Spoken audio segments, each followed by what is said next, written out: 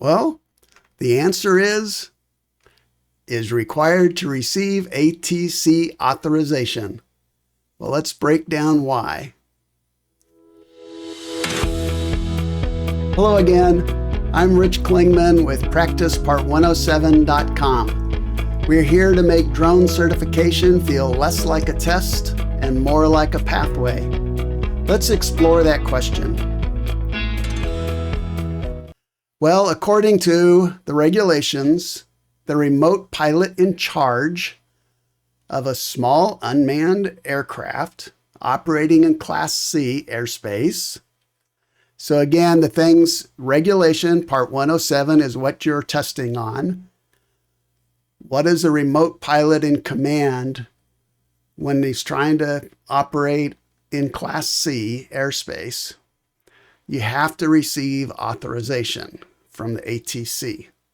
You'll also have some tests, old regulations where you actually would contact the local tower and get permission. The new way is all online, of course, and with a mobile app, in a lot of cases, you can get authorization in a matter of seconds. So why are these answers wrong or right? Pause the video.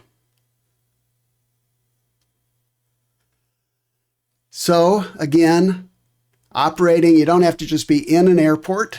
Anytime you're in controlled airspace, and again, it doesn't matter if it's Class C or D or E or B, you have to have prior authorization. So here are a way of remembering the different classes of airspace. This is an overview that could work as a practice card for yourself.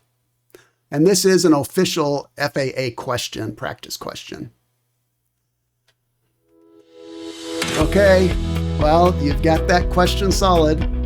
Let's keep going. We've got hundreds more with clear explanations in multiple languages, plus unlimited practice quizzes and more.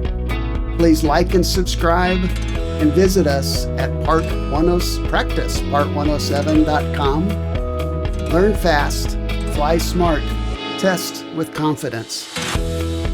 Until next time, keep your props spinning and your mind sharp.